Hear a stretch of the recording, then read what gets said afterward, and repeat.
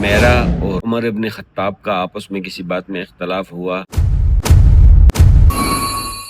ایک بار ایک مجلس کے اندر نبی علیہ السلام اور ان کے ساتھ کچھ صحابہ بیٹھے ہوئے تھے۔ اتنے میں دیکھا کہ ابو بکر صدیق رضی اللہ تعالیٰ عنہ آ رہے ہیں اور ان کا جو کپڑا تھا وہ پنڈلیوں تک اٹھا ہوا تھا۔ تو نبی علیہ السلام نے ان کو دیکھ کر فرمایا کہ تمہارا صاحب یعنی ابو بکر صدیق یہ جھگڑا کر کے آ رہے ہیں۔ ابو بکر صدیق رضی اللہ تعالیٰ عنہ آئے اور آ کے نبی علیہ السلام کی خدمت میں عرض کیا، یا رسول اللہ، میرا اور عمر ابن خطاب کا آپس میں کسی بات میں اختلاف ہوا، لیکن مجھے ایسا لگا بعد میں کہ وہ غلطی میری تھی۔ میں نے ان سے کہا کہ میرے لیے آپ استغفار کریں، آپ مجھے معاف کر دیں، لیکن عمر نے مجھے معاف نہ کیا۔ میں نے 3 بار اس طرح کہا لیکن عمر نے مجھے معاف نہ کیا، حالانکہ غلطی میری تھی۔ تو وہ کہتے ہیں کہ میں نبی علیہ السلام کی خدمت میں بیٹھا ہوا تھا، اتنا میں دیکھا کہ عمر رضی اللہ تعالیٰ عنہ جو کہ ان کو بھی بعد میں احساس ہو گیا کہ انہوں نے معاف نہ کر کے بھی اچھا نہیں کیا، لہٰذا وہ بھی حضرت ابو بکر صدیق رضی اللہ تعالیٰ عنہ کو ڈھونڈتے پہلے ان کے گھر گئے۔ گھر والوں نے کہا یہاں پر نہیں ہے، تو پھر وہ مسجد تشریف لے کے آئے تو دیکھا نبی علیہ السلام کا چہرہ غصے کی وجہ سے بدلا ہوا تھا۔ تو ابو بکر صدیق رضی اللہ تعالیٰ عنہ تھوڑے سے اور قریب ہوئے اور کہنے لگے، یا رسول اللہ، غلطی زیادہ میری تھی، عمر کی نہیں تھی۔ تو نبی اکرم صلی اللہ علیہ وسلم نے ارشاد فرمایا، مجھے اللہ تعالیٰ نے رسول بنا کر بھیجا، لیکن تم سب لوگوں نے کہا کہ تم غلط کہتے ہو، لیکن واحد ابو بکر تھا جس نے مجھے کہا تھا کہ آپ صحیح کہتے ہیں۔ اس وقت جب تم سب نے مجھے جھٹلا دیا تھا،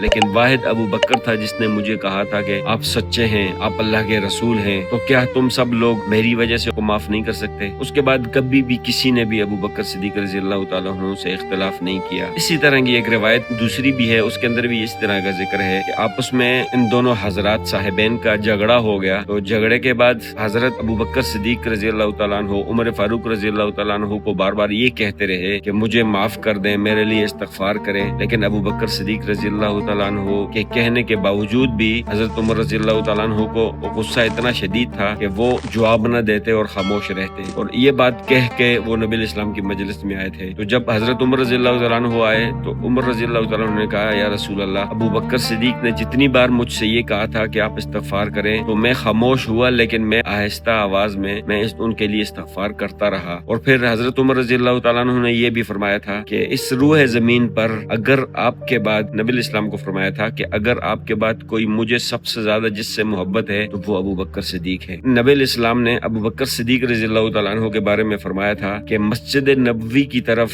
ساری کھڑکیاں بند کر دو سوائے ابن ابی قحافہ کے، یعنی ابو بکر صدیق رضی اللہ تعالیٰ عنہ کی طرف اشارہ کر کے کہا تھا کہ ان کی کھڑکی کھلی رہنے دو جو کہ مسجد نبوی کی طرف کھلتی ہے، باقی تمام کی کھڑکی بند کر دو۔ یہ ابو بکر صدیق اور حضرت عمر رضی اللہ تعالیٰ عنہ کی آپس میں اختلاف صحابہ کے بھی ہوا کرتے تھے، صحابہ بھی آپس میں اختلاف کرتے تھے، لیکن کبھی بھی ان کا اختلاف آپس میں دشمنی یا نفرت یا عداوت کی طرف نہیں جاتا تھا۔ ایک بار حضرت عبد الرحمن ابن عوف اور حضرت خالد بن ولید رضی اللہ تعالیٰ عنہ کا جھگڑا ہوا، کسی بات میں اختلاف ہوا، تو بعد میں عبد الرحمن ابن عوف کے سامنے ایک شخص نے حضرت خالد بن ولید کے بارے میں کچھ برا کہا، تو عبد الرحمن ابن عوف نے اس کو اسی وقت ڈانٹ دیا اور اسی وقت اس کو کہا کہ تم خاموش ہو جاؤ، ہماری جو بات تھی وہیں پر ختم ہو چکی تھی، لہٰذا تم اس بات کو دوبارہ مت بڑھاؤ۔ وہ ہمارا جو اختلاف تھا وہ دین کے اوپر تھا، ہمارا کوئی ذاتی اختلاف نہیں تھا۔ تو صحابہ اکرام کا آپس میں اگر آپ پڑھیں تو صحابہ اکرام کی آپس میں، اس کو مشاجرات صحابہ کہا جاتا ہے، آپس میں